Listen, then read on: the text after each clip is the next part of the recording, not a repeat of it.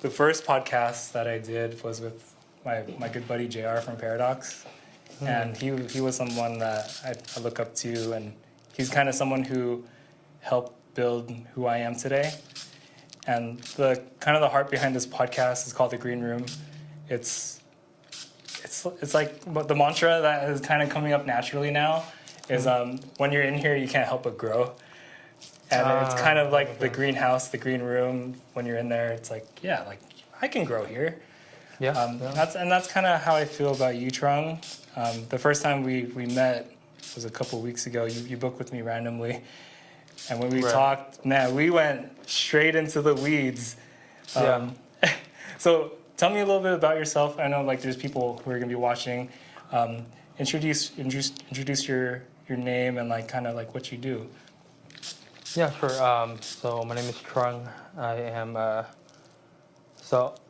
I've been working as a substance use counselor for 5 years now.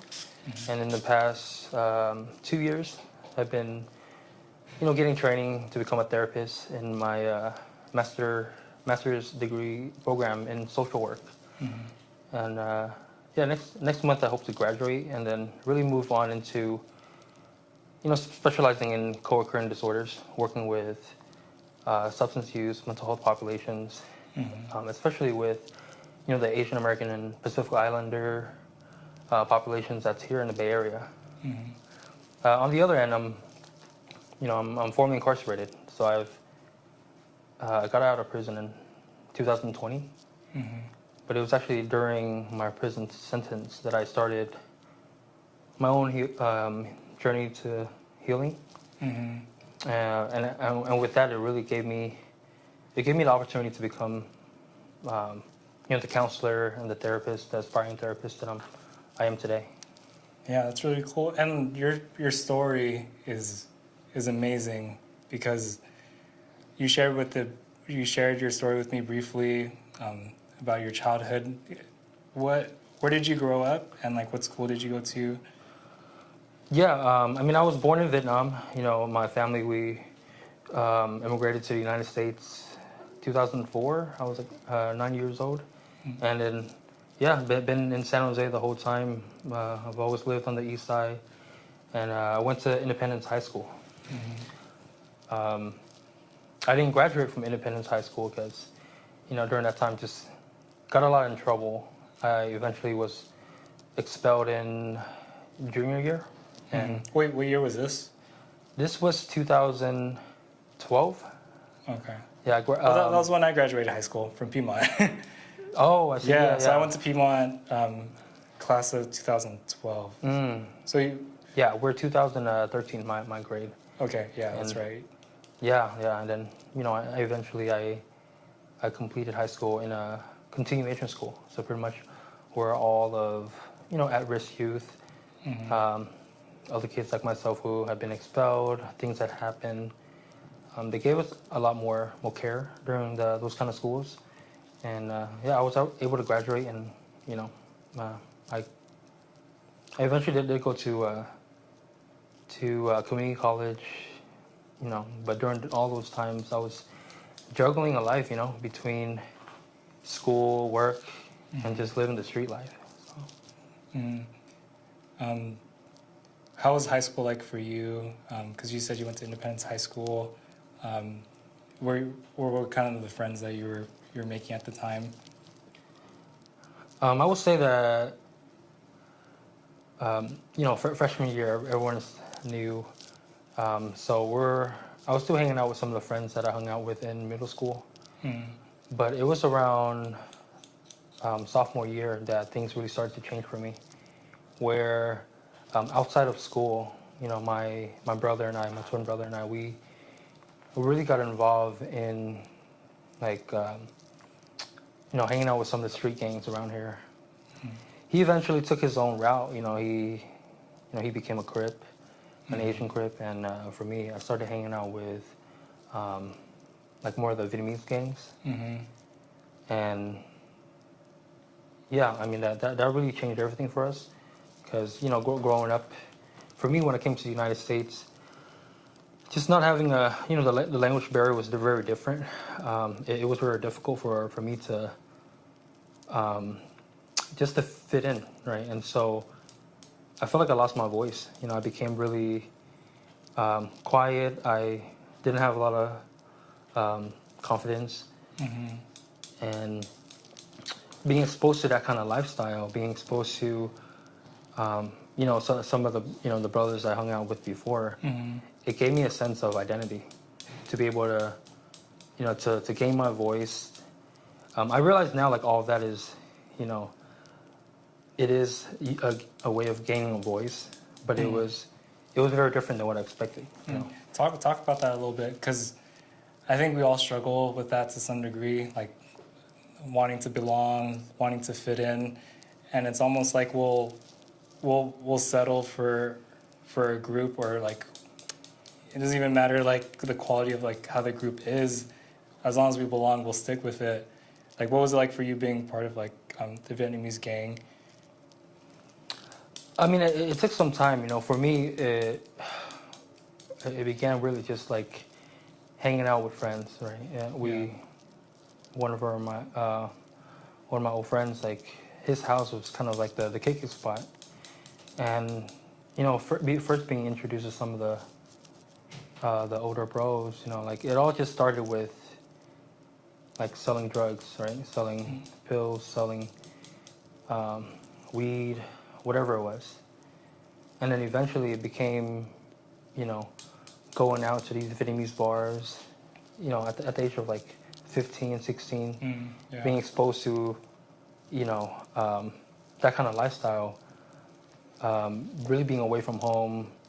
There was, it was glamorizing for a kid at that age. Yeah, there was a lot of money. There was a lot of beautiful women, right? Right. And there was a sense of pride that I had gotten, right? And especially before that, there are many situations where, I'm faced with like bullying, really, like violence from other gangs. And so I also wanted to gain a sense of like power within myself.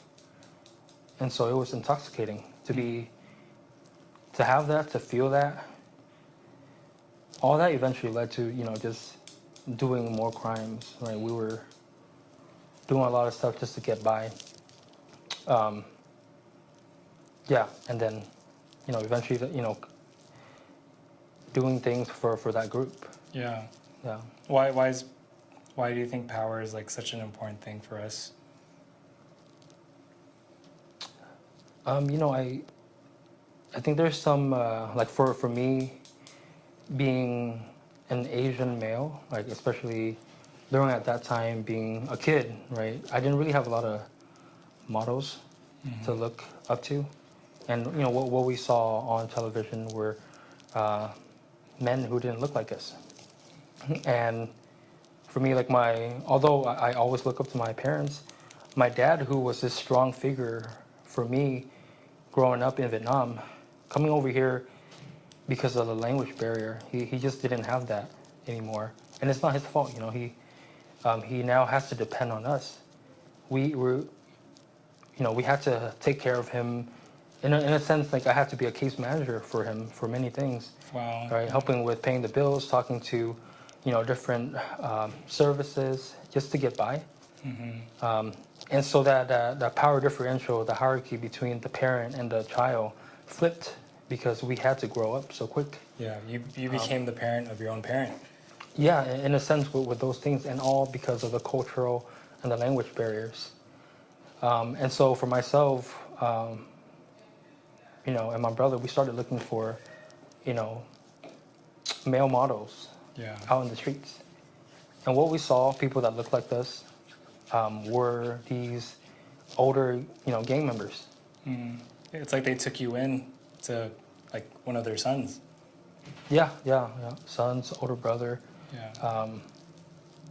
And so, I wanted to be like them. Yeah, I see that power dynamic, especially like for myself, like being Filipino,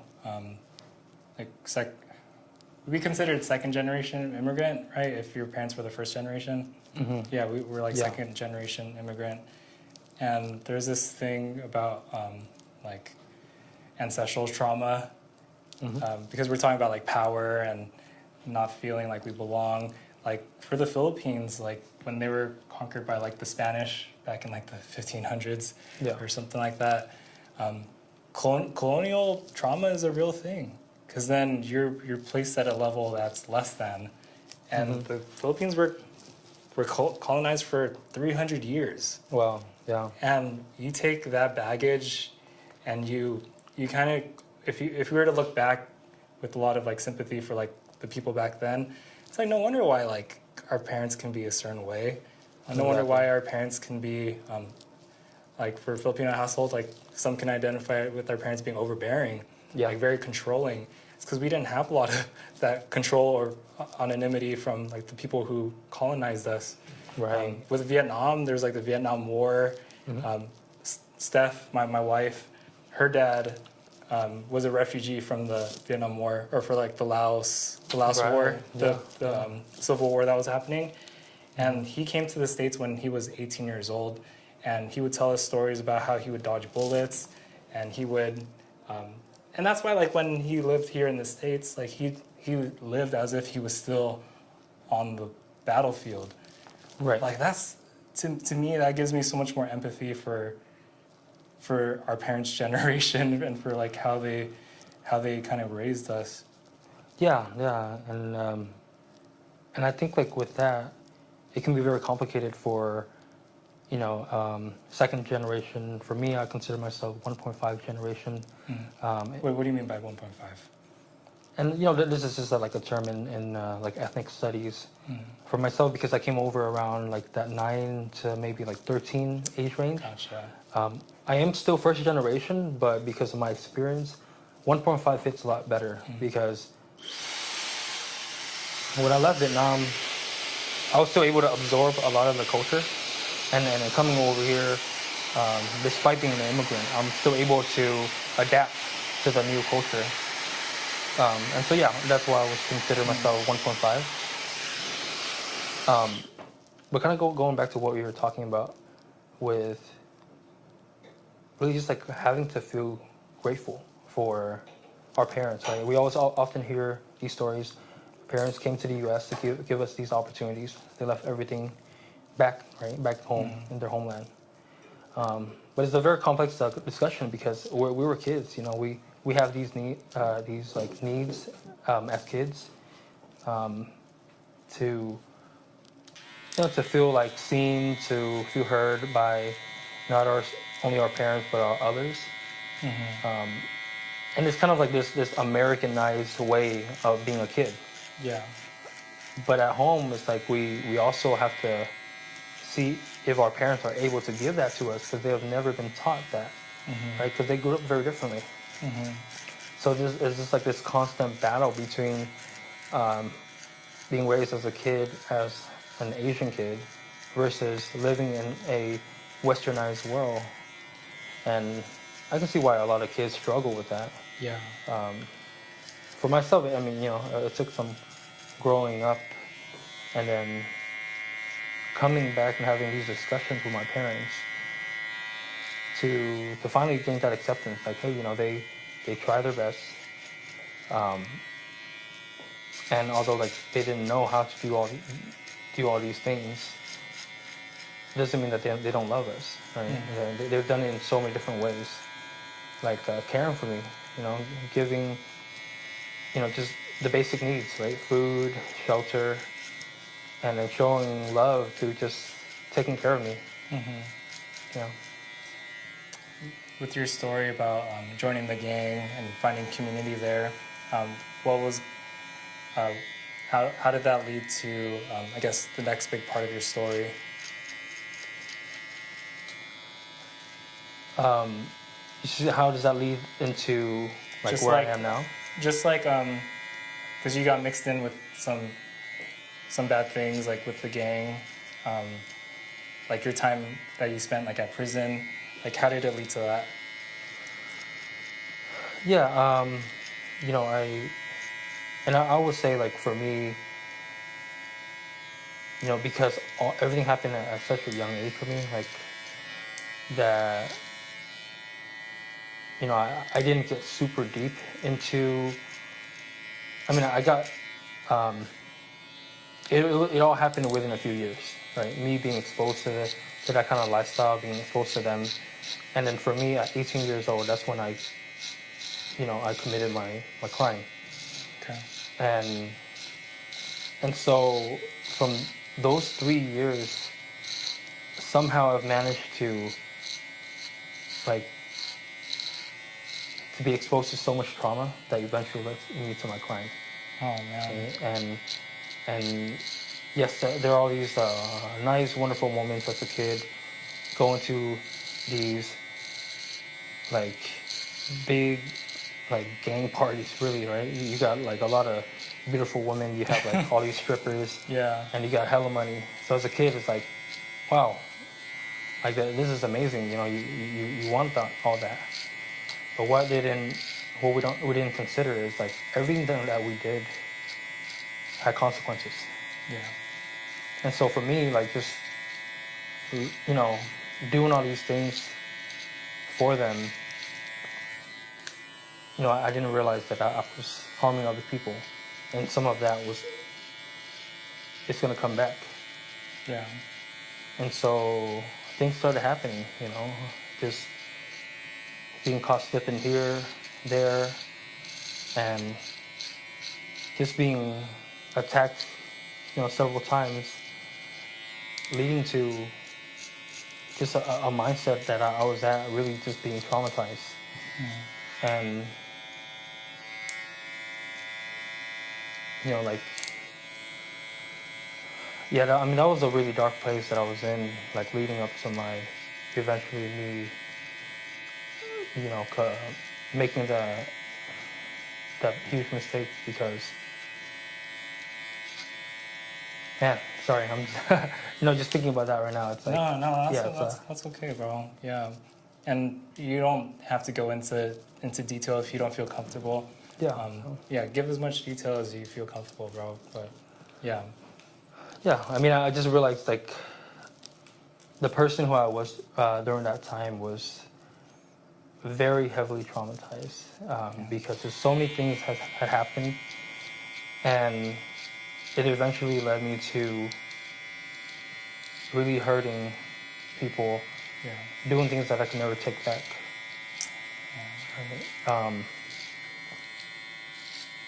And then on top of that, there were, even after my brother and I, we were arrested, we were booked into jail, more things started to happen.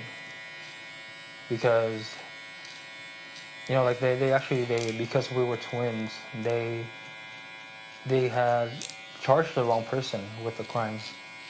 They had charged my brother, and then they, and then I was released on bail. So during that time, I had to live with the fact that, I had caused so much harm for another person, and their whole life. And my brother, who's who's my best friend, is doing time for something that I did. And there was nothing that we can do about that, right? Because we can't talk to the cops, right? Because anything that we say, it's going to be used against us, and we won't be able to fight our case. So during that time, I was on bail for almost 2 years. I was just like living like day by day, feeling like I was living a lie. Everything, I just had a lot of guilt and shame. And on top of that, more to that, somebody close to me was killed, like right in front of me, and it's also relating to all of that. Right? And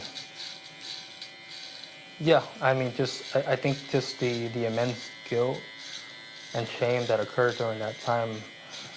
I'm glad I was open to therapy, and I started working with a therapist during that time. While you were in jail? While I was on bail, While you're on bail? yeah, while my brother was inside for something that I did, Wow. I started really to, it was a space where I couldn't be totally honest with them. I could not talk about the case, but it was a space for me to process some of that stuff. And yeah, it eventually led to me. We're lucky we came into the conclusion of the case, and I accepted a deal. I turned myself in. So as I walked in, I still remember the moment when, I turned myself in. We were at court, and I walked by my brother, my twin brother, and he was walking out right to freedom, and I was walking in, about to do this 7-year sentence, and actually it was that moment when I've never felt so free. Wow. Like out of the whole 2 years. And I was about to go serve my time. I was going to lose my freedom. Wow. But because I was finally being honest, right, for something that I did, my brother's being freed, and yeah, I think there's something about living a life like wearing certain masks, and when you're truly able to take that off, Yeah. like how powerful that is, how freeing that is. Yeah. And that was what gave me the courage to walk in, right, knowing like I'm gonna lose my freedom, lose my my family, my loved ones, but also like I get to be accountable for the mistake that I did. Telling the truth, it's hard, especially when the truth is hard to swallow. Like in your case, you had a lot on the line to tell the truth, but it's almost like it's easier to tell a lie if you're doing it to preserve yourself. Yeah. When it comes to being true to yourself, because I went through a bunch of therapy too, and like getting to know yourself is scary, and getting to know your true self is almost like looking in the mirror for the first time, because we all have our preconceived notions of like our perceptions of ourselves and how we act and what we do, but it's almost like we over the years we've crafted a mask that we wear every day. Like we're a certain person when we're at work, we're a certain person when we're at in this group of friends, we're a certain person when we're at home. Like the idea of being a well-integrated person, meaning like being one person everywhere, it's hard to get there. Yeah. It's so hard to get there. It takes so much work. And what was the work like for you? Like, because you went through therapy, you put in the hard work to get there during your bail time. Like, what did the hard work look like for you to get to that point? You know what? I actually would say that that was really just the beginning, right? Yeah. Because the therapy that I went through during, the time that I was on bail, and it led me to really be honest with everybody about that situation. And so when I walked into my sentence, like I made a promise to myself that I'm not going to waste my time in prison, and that I was going to start like that process of healing, of accountability. And I didn't really know what that really meant, but I knew like that it was not where the way I was living my whole life. Like I didn't want to live that way anymore. And so it has set a really great foundation for me, and all the work really actually began after when I was incarcerated. Because a lot of people don't realize like there are a lot of programs that are in there that helps people to, like you said, like find that healing, like that do the therapy work, that to gain understanding of what everything that eventually led them to their incarceration, right? Because like we talked about earlier, it's like asking that question why, right? And a lot of younger people that go into prison, there were things that in mental health we call it adverse childhood experiences, right? ACEs. And so things that has happened, whether that's trauma, whether that's having some kind of unmet needs that led them to, seek all these kind of lifestyles, we get to explore all of that. Yeah, and for me, there was this particular program. It's called the Offender Mentor Certification Program, and that is the program that gave me the opportunity to become a substance use counselor. Wow. But it follows this model that we call it the parallel process. Okay. And that means that in order for us to be able to help other people, like we have to learn to help ourselves to heal from our own wounds. And before we're able, until we're able to do that, like we can also be, like we can cause harm, right? Because, and this is a concept that comes up in therapy a lot, is for the therapist, if their own stuff comes up during the session, then they're not effective to the client. Because now they're talking about themselves, they're working on themselves. And I think that's like that was the core foundation of the parallel process. And in really it is a biased opinion, but a lot of my buddies that I've gone through the program with, they're amazing counselors. And it all really started because they were able to work on their own stuff first. Yeah. Before they went out there and helped other people. Yeah, because it's the saying, like, heal people, heal people, and Right. hurt people. Exactly. And yeah, like, because even for my own journey too, I started going to therapy because I was a new dad. I just started this business, and like life just started getting a little too complicated, and a lot of the stressors that were coming from were like family and like pressure to be a good dad, to be a good father, to be a good husband, and all of it was just kind of just noise, and it was just starting to become overwhelming to where I started lashing out on my wife, and she was like, in the most loving way, was like, you should try therapy because they'll help you with like coping mechanisms, they'll help you process different emotions, and I'm so thankful that my wife recommended therapy, because I'm able to look back at the Josh of 2020 or 2021, and look at the Josh of now. He's completely different, and when it to the point where when I was doing my therapy stuff, I saw myself as someone who was bleeding on my clients. I mean that by like, I had some undealt with things, some things that I was hurt by, and I was trying to help people, but instead of helping them, I was leaking. I was bleeding on them. Right. Is that something that kind of happens in like the counseling world? Like if you're not a totally healthy person? Yeah, I mean that is something that we often talk about in our own training in the master's program. Is like you said, right? That leaking, when we don't process our own stuff, and coming to these spaces, and we're in these spaces with our clients, it's gonna replicate what we have experienced, because there's usually trauma, there's usually substance use, there's usually all these like difficult family dynamics that come up in there, and I mean for me too, several times where somebody shares something, like a client of mine, and in a sense, like I get brought back years from, in the past, and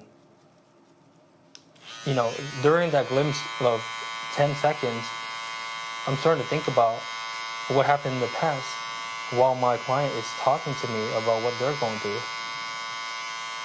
And so, and that's, usually I would catch myself.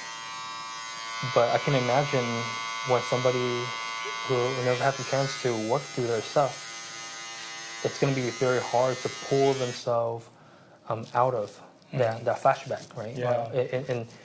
In our field, we call that countertransference. What is it? Countertransference, and and which means like the therapist, the counselor now projects that person, that client, right in front of us, as if they are somebody from our past. Oh, right? wow. And so that becomes, now it's not, it's no longer about the client, right? Because now we're making it about ourselves. Dude, that's so true. Yeah. Yeah, that's so true. Because there's this life cycle when it comes to therapy that I've heard of. I don't know it exactly, but you can probably say better than I could. But it's like this whole idea of like when someone first experiences like something difficult in their life, and then that causes them to be curious about like, well, why am I acting the way that I'm acting? Like in my case, it's like, why am I going off on my wife? And then it kind of triggers another set of events of like, okay, let me look into it. And then you start gaining all this language from therapy to start being able to vocalize the things that you're actually feeling. But then there's the part where you start leaking. But then there's also the part where you start trying to fix other people because you're also, you see how helpful it is to fix yourself. Right. I see that in people on their journeys too. And then what happens is like they see all the things that are wrong with them, and then they go into this valley of like, oh, like I'm way too far gone. Like I've done too many things. I've learned too much about myself, and it's like, how am I going to dig myself out of this pit? And then after that, you gain the courage to take it full, like head on, and then from there, it's like you actually become more of who you actually are after facing the very thing that you were scared to face in the first place. Yeah. Is there something like that in your kind of in your field that? Yeah, absolutely. I mean, what you're talking about is a very natural process, because like there's a reason why our bodies, right, like us, there's a reason why we avoid these things, suppress these things when we're younger, and even as adults, people don't, subconsciously they're avoiding, they avoid those kind of things, which that's a very hard act to keep up. Which is why a lot of people, they use substances, right, alcohol, any other drugs to push those things down, right, those past traumas, whatever that is. And it's during those times, like that's our bodies our body was like trying to protect itself, right? For us to be able to continue surviving, like we had to forget, we had to avoid. It's a defense mechanism. It's a defense. It's like, I was hurt by this before, I'm not gonna let it hurt me again. Right. Wow, that's so true. And so what happens in therapy and counseling is that now we're creating the space that we're finally looking at this. We're digging some of that up. And for a lot of people, it can feel way worse than how they've been, like, throughout their whole adult life. Because now all those things that have been repressed for so many years all come up at once. And so us as clinicians, and providers in these roles, like we don't want to be forceful with those things, right? There's a reason why it's been pushed down so deep in there. So we want to really like be patient. We don't want to like force them out. But there's also a saying that's like, in therapy, it's going to get worse before it gets better. So it's kind of, in a sense, like what you were talking about, right? You go through these phases where there are times where you went down into this deep valley, but there's a moment from there that eventually like brought you back up, right? And once people are able to do that, they gain the insight from that, like life actually really becomes a lot easier. Yeah, because you're not carrying that mask around anymore. Exactly. Yeah, you can be yourself, your true self. Yeah, I mean it's it's called integration, right? Between how we feel and what we think on the inside versus what we put out there. And in our field, it's like when the outside and the inside matches as much as possible, like that's where happiness is. That would be a measure of success. That's so powerful. Therapy. Yeah. With COVID and everything that kind of went on, like in 2020, what you said kind of made me realize, like, we all, inadvertently started creating our own masks at that time, like symbolically and like almost literally, because we almost had to play a part in order for us to survive, like be together and all those things. And I kind of see the adverse effects of now, like being out of pandemic. A lot of us haven't let go of those masks from COVID. It's very traumatizing because when who you are doesn't line up with what you do, it's exhausting, and then it's hard to find fulfillment. I see that in the tech world where people are working 60 hours a week for a company that can let them go at any time. And a lot of people are burnt out. Like being burnt out is, you can get clinically diagnosed for burnout now. And it's because people are just operating out of a place that isn't them. And it's exhausting. Yeah. I mean, I think for all of 2022, 2023 as well, during this time I was working on my first internship. It's also at my work as well, but it was in the youth mental health. So I was doing therapy for, youth from the age of like 7 all the way to 18. And despite not being in the pandemic anymore, like on all the lockdowns and all that, we were still working with most of our clients pretty much on the residual effects of COVID, like the shutdown and all those things. So, anxiety and depression like increased significantly during that time, and it stayed for a much longer time afterwards. So yeah, you're absolutely right. Like folks even until now are still trying to, I guess you can say, recover from all that. When it comes to coping with trauma, you mentioned like alcohol, drugs. I also noticed, because we're around the same age, so a lot of the coping mechanisms back in COVID, such as like video games, that's something I feel like was very good for coping at the time, because then you can build community over the internet. The trend that I'm seeing now, and this is purely anecdotal, this is just from what I see and from the people that I interact with, is that coping mechanism is still very much strong right now, to where people would rather live in a digital world than the physical world. Like, you played video games growing up too? I did, a piece of games too. Yeah. Can you talk about like video games a little bit, and like how that, and maybe not video games specifically, but just escapism in general? Because I love video games. Like I play Super Smash Brothers. Like I'm all about video games. But if it becomes the main crutch for life, it's kind of hard to sustain. Can you talk about that a little bit? Yeah, I mean, I think I can talk about just like my experience working with that population. Sure. And yeah, high school kids during my internship, it was very often that, and a lot of this really developed right in the midst of all that, the pandemic. And I remember one client, he spent about 8 to 9 hours on Discord, and then playing games, and everything was revolving around games.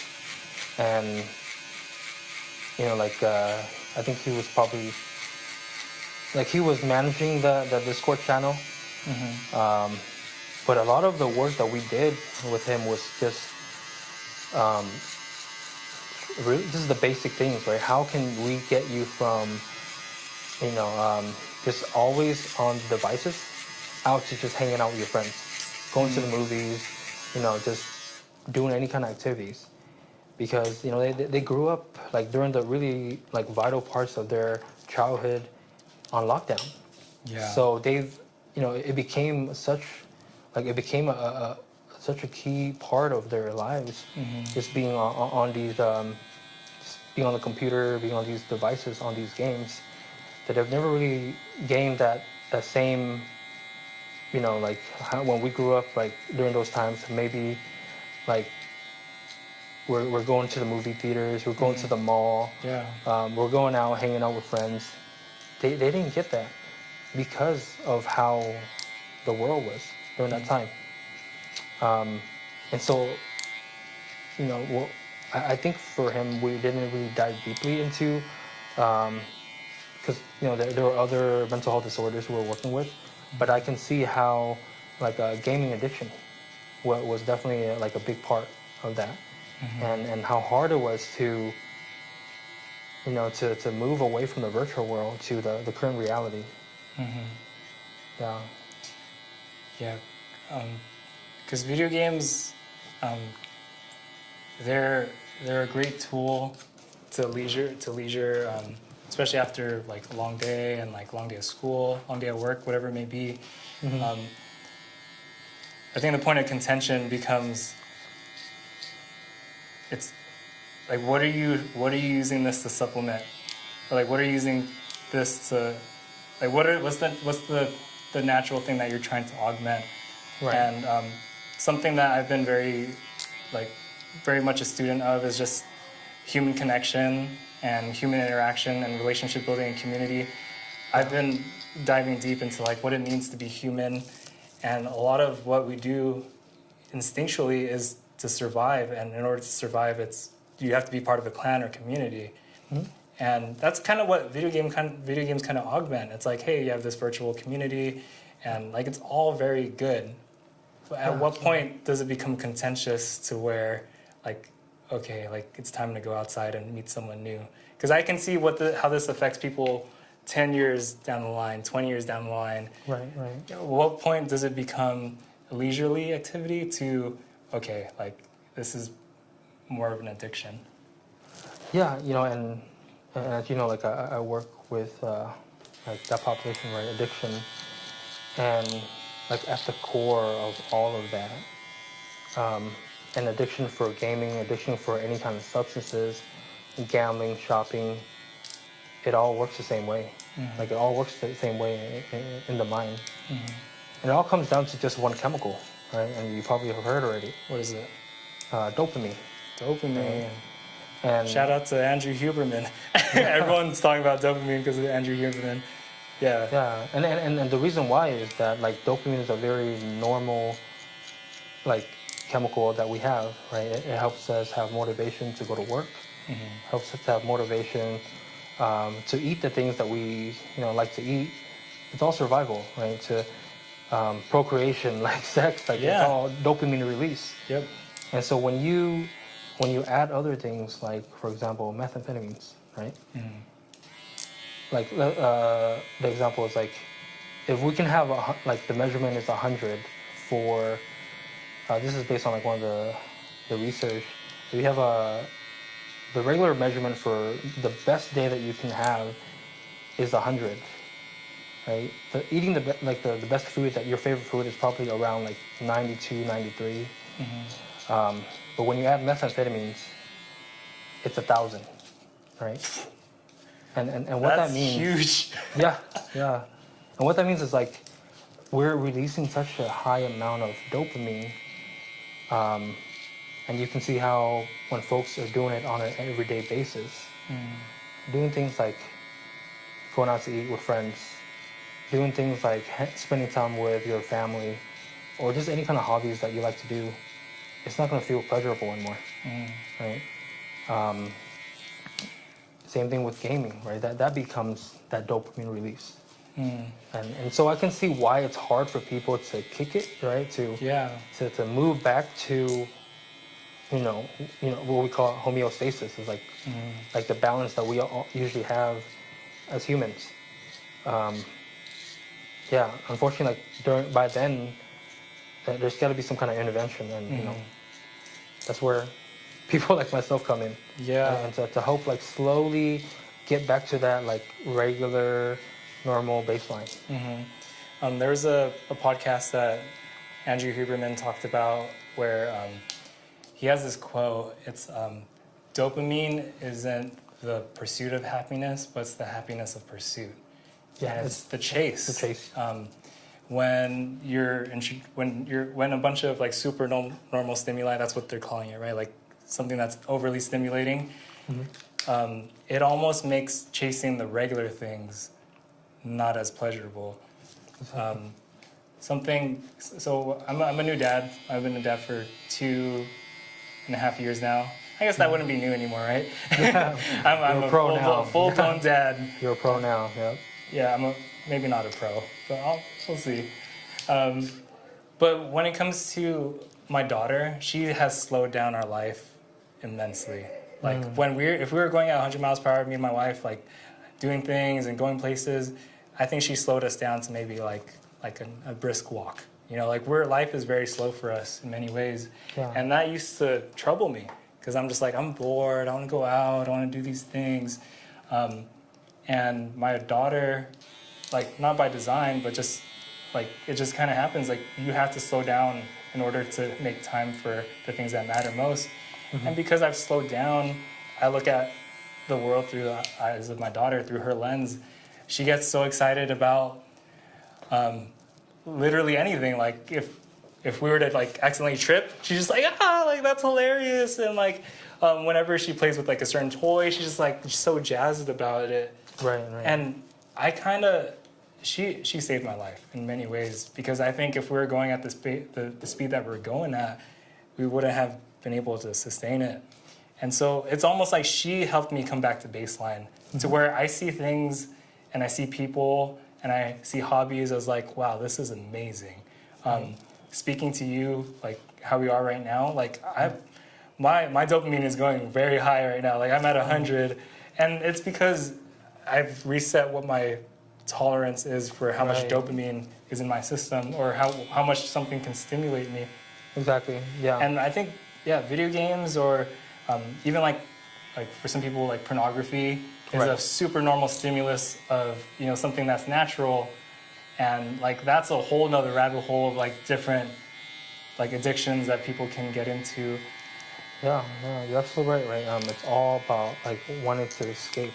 And I talk a lot of time to my clients, right? The two reasons why people use substances is that they want to feel something or they don't want to feel something. Wow. Right?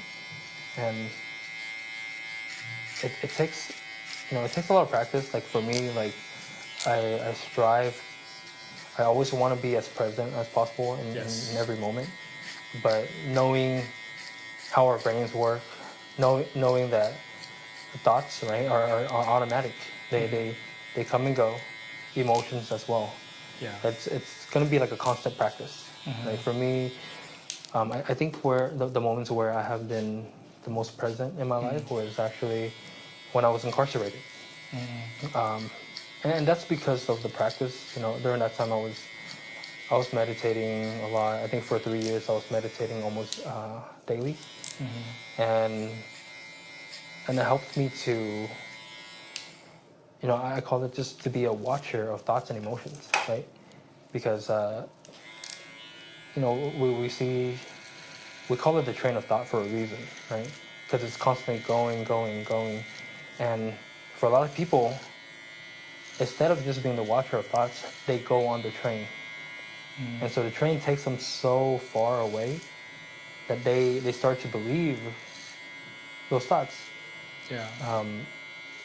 And thoughts are not permanent. We have thoughts, and then it goes away. We have emotions, and it goes away.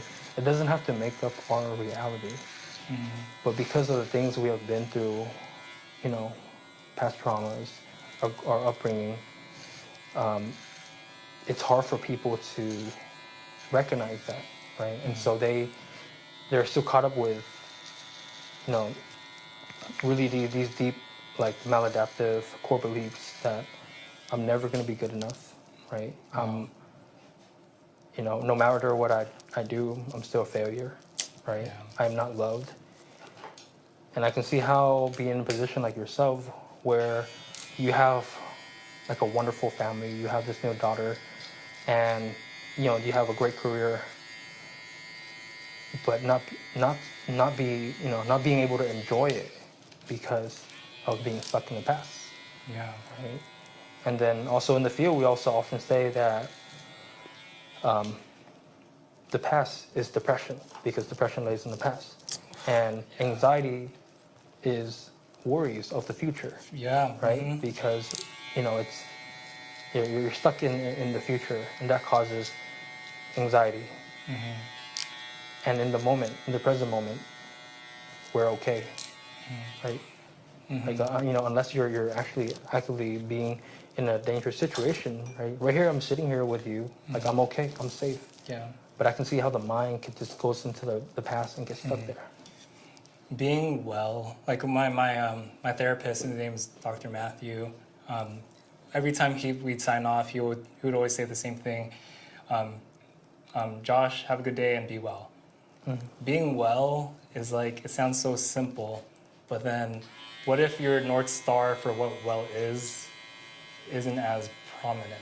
Like, how do you distinguish between someone who is well versus someone who isn't well? Like, for a lot of us, like for me growing up, I didn't know I was unwell until I started learning about what wellness was. Like, what is it?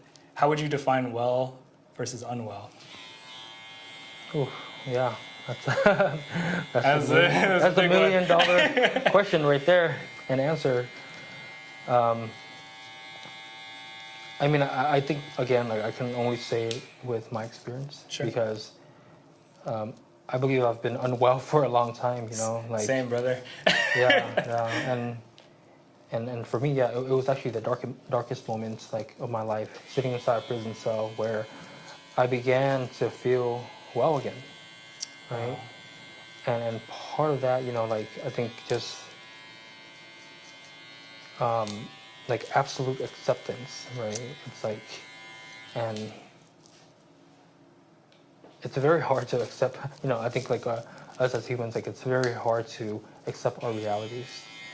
And then in the moment where I think I was really able to accept, like not only where I am in life, but what I did, and even the stuff that I've been through, and then be okay, like, okay, I've been through all of that, right?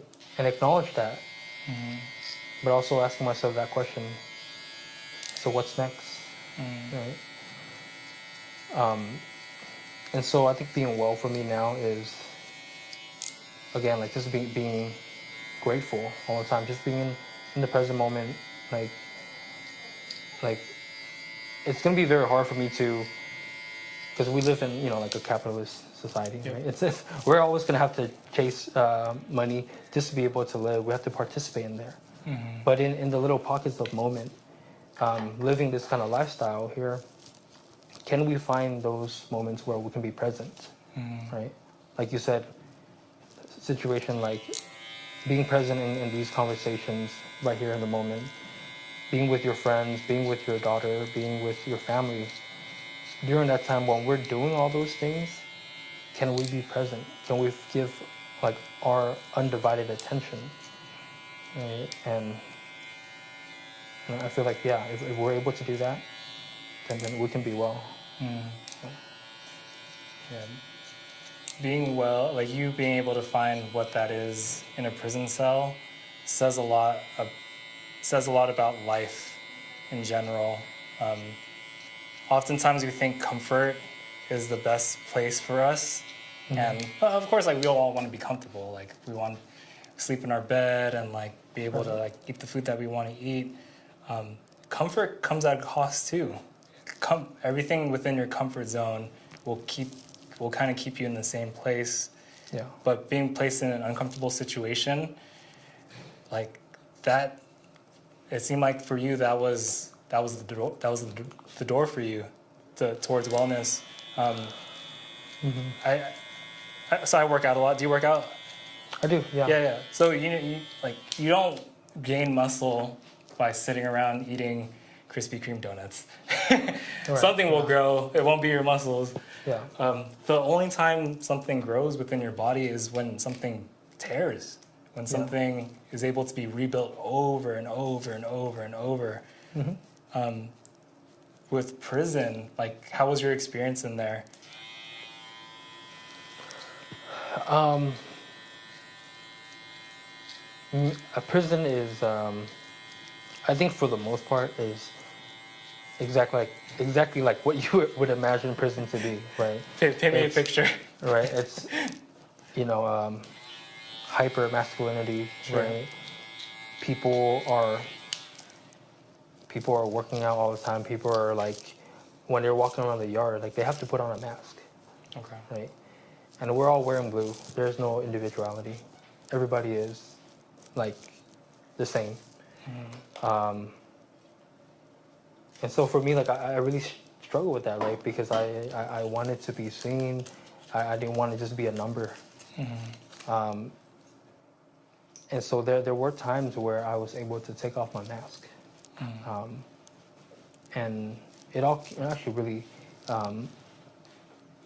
those times were these programs that we were able to participate in there.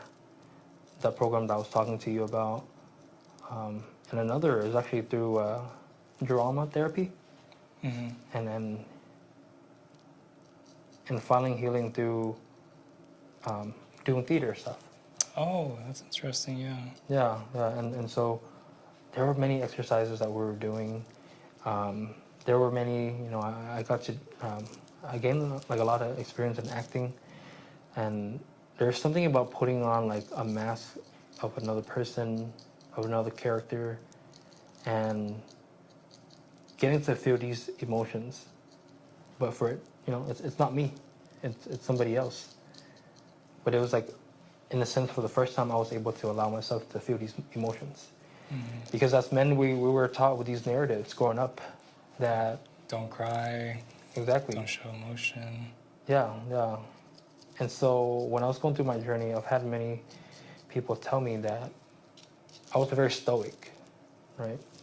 When I would talk about certain things that would seem very deep and traumatizing, it was like I was talking about it as if it's like I'm giving information. Right? It's all like talking from the head rather than talking from the heart. There was no like emotions with it. I think like some part of that is still there now, but like I think it was really important for me to learn to feel vulnerable emotions, and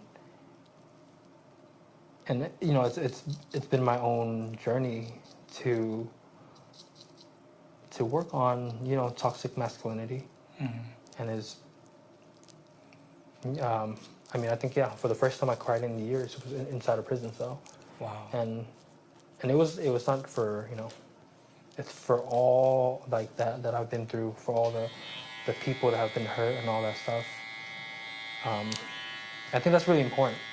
Being in a prison, when you go out, you have to put on this mask, but you got to find some space for yourself. You got to find an area where you get to be your genuine self, because it's a hard act to put up.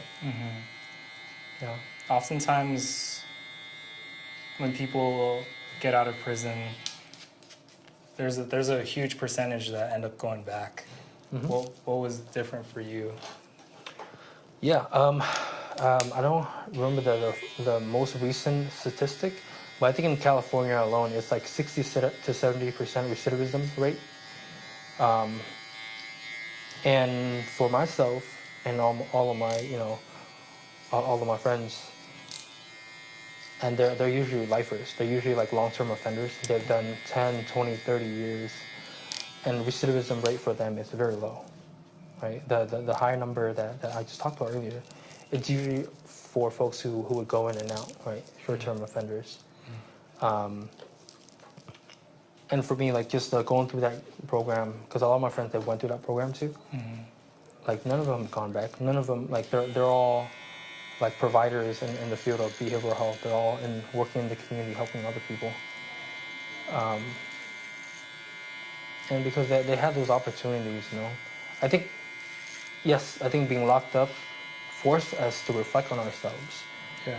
But also during those times, we were giving these opportunities through the programs that gave us that opportunity to heal. And I think that's why recidivism for like longer term offenders it's a lot less. The program, did you get exposed to any like the therapy programs or the counseling programs that you were talking about? Because you ended up becoming someone who decided to go back to school and pursue something. Did you guys have like a program in there that like helped you guys get your put your feet back on the floor? Yeah, I mean, when I was still in prison, where I was at, the highest that you can go is just an associate's degree, right, for your college. But the program that I went through, it gave us, like I said, like first we had to go through that like 6-7 months of like intensive outpatient, pretty much like every day, working on like the counseling part for ourselves, and then afterwards we went through like a boot camp, which out here would probably take like almost 2 years, but we did like a boot camp of like 8 hours per day for a good 6-7 months to become substance use counselors. So we had the training, we had like professors that came into the prisons, and they're like from UC Berkeley and stuff like that. We did our practicum, our internship, and we tested with the state. So we took the state exam. So by the time that I got out of prison, I already had like the credential to prepare me to begin my profession. And that's really important, having opportunities for people to recreate themselves. We can say all these things about like recovery and healing, but when they come out and they don't have opportunities, it's going to be very hard to do that. Right? Even if they try for many years, if there's no opportunities, yeah.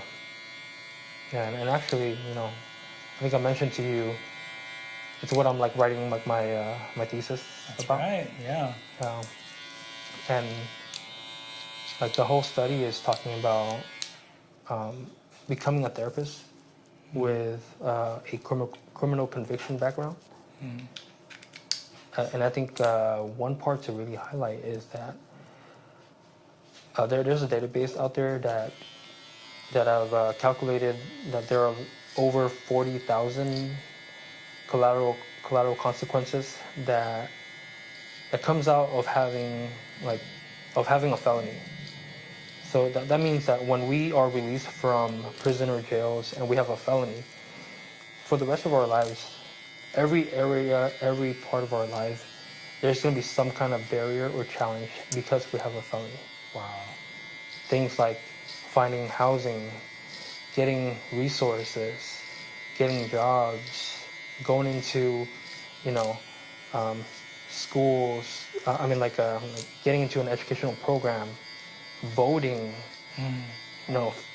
adoption, like every kind of area that you can think of, there's some kind of barrier, right? And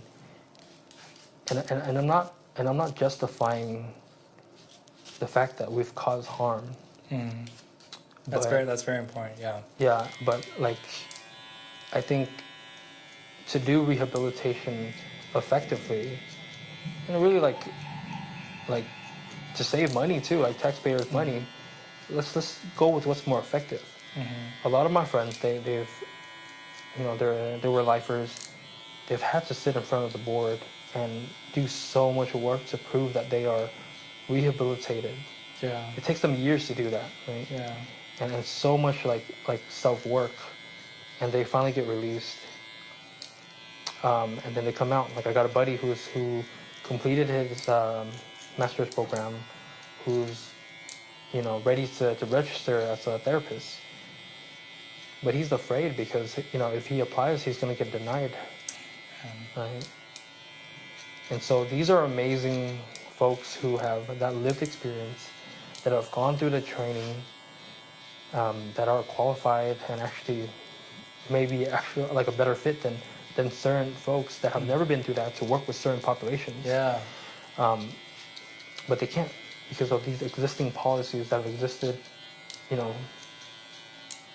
for many years. Your thesis for your master's program, it's to help people who are AAPI, or just anyone who's incarcerated. Yeah, anybody who has been impacted by the justice system, and that means like they've been incarcerated, they've been arrested. There are many different levels of that. But I think at the core of it, it's really the felony. The felony that really prevents, because I started my interviews already, and then I realized that there are some folks that have been arrested, that have done a lot of jail time, but they were never given a felony. And they don't have as many barriers as somebody with a felony. Yeah. Yeah. Yeah, I feel like that's very important to talk about, because if you don't have the opportunity outside of prison, it's almost like the rehab, like there should be retribution for people who are able to see like, hey, like I know I didn't do anything, I know I did something wrong, and I want to change, I want to do better, I want to contribute to society again. Like there should be space for them in the workforce. Someone I know personally did some time in prison, and he got out maybe like 6 months later, and he's like in a halfway house. Oh yeah. And he's having a difficult time finding a job in his previous career. Like pretty much no one's able to take him in because of all these barriers. So this is personal. This is personal for me. Like I want to be able to see people make it out and succeed. Because to live a life where you don't feel like there's a way up, that's kind of what the conversation that we had in the beginning, like that colonial trauma. It's like we're back to that again. It's like, oh man, I can't make it up. I can't succeed. I can't go up. It's a tough place to be in. Yeah, and it's eventually going to lead them back to doing what got them into prison in the first place. And that's why they go back. Yeah. That's why they go back, because they have no other option. Yeah, and I unfortunately my field, it's all about like advocacy, right? It's all about like advocating for those who are in need. And even in my field, there are a lot of barriers still that exist. But I think it takes a lot of like, folks not being afraid of having these conversations. Yes. Right? Because this is something that people don't hear about, right? Formerly incarcerated therapists, lawyers, nurses, doctors, right? These are people in my community. Like I know some of them, and we don't hear about these kind of things. It's like, how can somebody who have been through all that, have this whole background, do all that? And like in my own, I guess you can call it a mission, right? Is like I hope to rewrite the narrative, right? For people who have been incarcerated, who have been impacted by the justice system. Yeah. That we're not just like people that have caused harm, right? Like we've caused so much harm. But like like we're not just that. Like it was one chapter of our lives, and like for me, like I've dedicated myself what I call a living amends, right? And because of all that, like I wanted to continue helping like my communities, to be able to serve my communities, right? And I think like for me that is a way for me to live with myself, really, for all that harm. So if you were to, for a second, just look back and like 10 years ago, Trung, like what's something that you would want to say to him as he's going through like all this stuff? Oh man, 10 years ago, huh? Yeah, that's super fresh. Yeah, it's been about 10 years.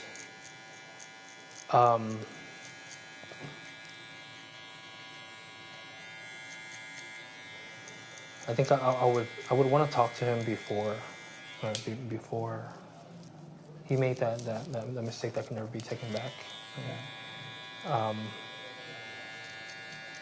To let him know that he's not alone, right? That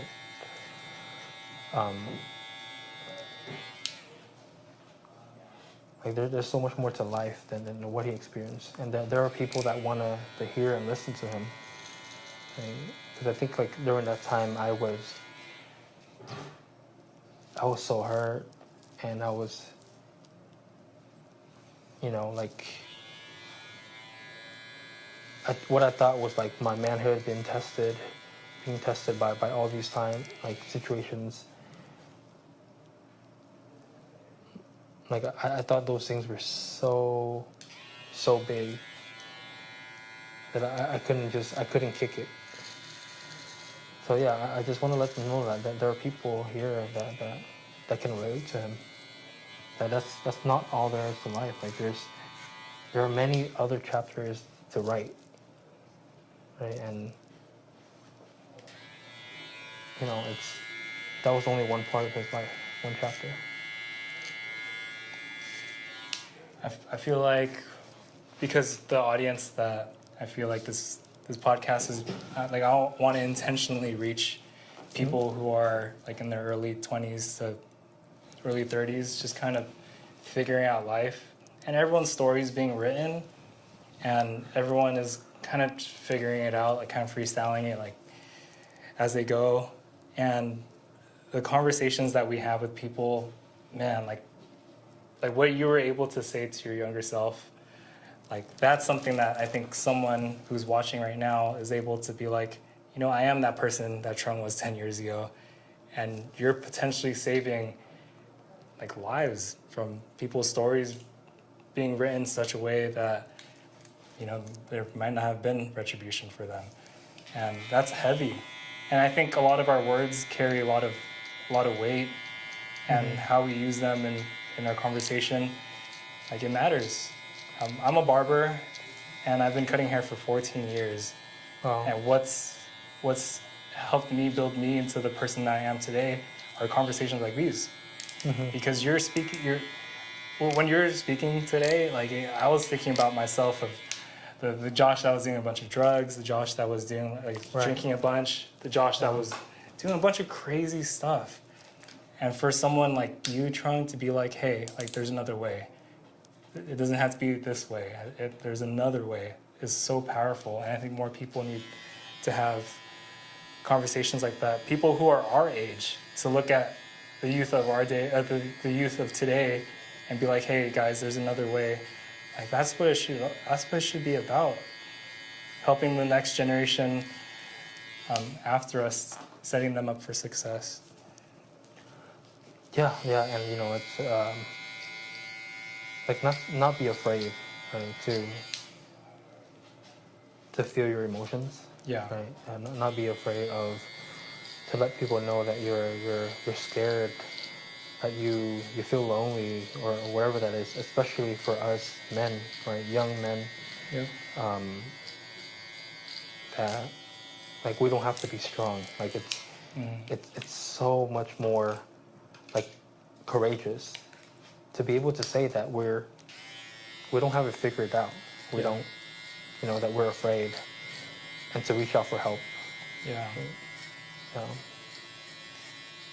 To know that you're not doing life alone that's everything. We're meant to have community. We're meant to have people around us. We're not alone, man. Yeah, exactly. Yeah, and I think it's really hard to see that at the moment. Yeah. But I think from what I've experienced in my life, like when I started to love myself, to start to care for myself, that it began it started a ripple effect to all the people around me. Right, like now, I feel like that energy has helped the people around me to, in a sense, heal on their own. To look back at like some of the stuff they've been through. And now like I have like wonderful relationships in my life. Some of these things that I've always yearned for, like always wanted as a kid. Yeah. Right? And we don't even have to say these things. We don't have to convince them to change. We don't have to, ask them to reflect on themselves. We can just do it by modeling it for them. Yep. Right? Like as we are doing it, the people in our lives, they're watching it. And they, they're definitely affected by it. There's definitely a culture that we live in right now where it is a lot more me-centric. Let me take care of me. Let me think about me, take care of me. It's like a lot of self-preservation. And I want to be able to believe that conversations like these can help people think about others more.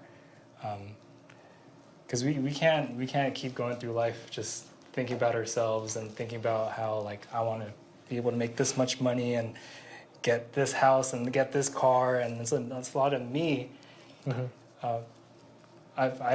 For my life mission, it's to be more about people and to love people and to unconditionally love people. And how that looks like in my context as a barber, like even from the first time I cut you, bro, we're just like, we went in, like the conversation that we have right now, it's kind of similar to our first conversation. And it's because, like, I just love people and I love being able to see other people win. Stories like yours inspire me every day to be a better human being, to love people more, to cheer people on, and to help them when they're in that valley or a ditch or whatever it may be. We need more inspiring stories like this. Yeah, no, I appreciate you like facilitating this, right? Because this is no different than a therapy room, right? It's all about creating a space for these like genuine conversations, and like at the core of the things that we value, like it's not the right. It's not all these material things, right? When I like for me, when let's say 10 years from now, I look back, like there are like moments like this where you can actually be really heart to heart and genuine with somebody that I would remember. Not like a, like a car, that I would buy, right? Because all of that is replaceable, right? And so and I appreciate you like creating this space for others. And thank you for being here. The last thing I want to talk to you about is kind of, I guess, like with your plans after you graduate from your master's, because you're graduating when again? 1 month from now, actually. 1 month from now. Yeah. What are kind of the things that you have planned or things that you kind of hope for as you close your college chapter? Oh man, like I would say, for the first time in my life, I'm not living in scarcity, like in that state of mindset. Come on, bro. Yep. And let's go.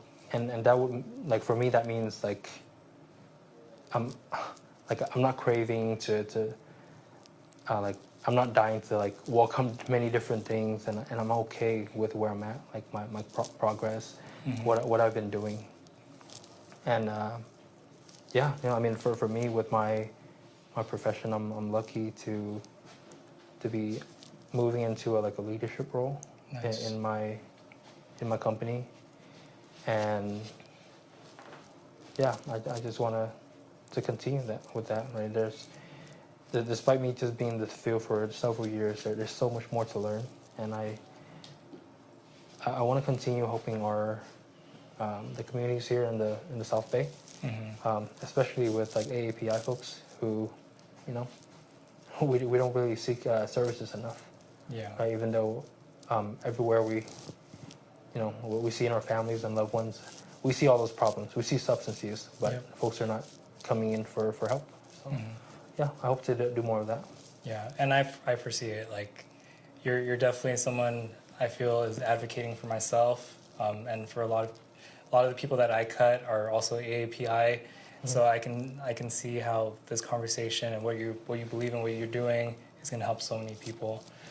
So before I give you this mirror, I just want to say, Trung, bro, thank you for taking time out of your day to have an honest and open conversation with your barber, your friend, and I hope other people can be inspired by the talk that we just had. So here's the mirror. I want you to take a look at your hair. Let me know what you think. All right. Awesome. Thank you, bro. No, I appreciate you having me here, and I appreciate the conversation. Yeah, bro. So thank you guys for tuning in. This is a special conversation. A lot of what was said today really hit home for myself. I hope it hits home for you as well. This podcast exists for moments like these where we can really be honest and have real conversations. So if there's any people out there who are inspired by this, like follow, I'm gonna put Trung's socials and all of his marketing and social stuff, whatever he has, I'm gonna put it out there so that you guys can also support his journey as well. And for all the people who are incarcerated, all the people who are like in prison, who may tune into this, there's hope, there's light, and I hope you're inspired by Trung's story today. So we'll see you guys next time. Thank you for tuning in on this episode. We'll see you guys next time.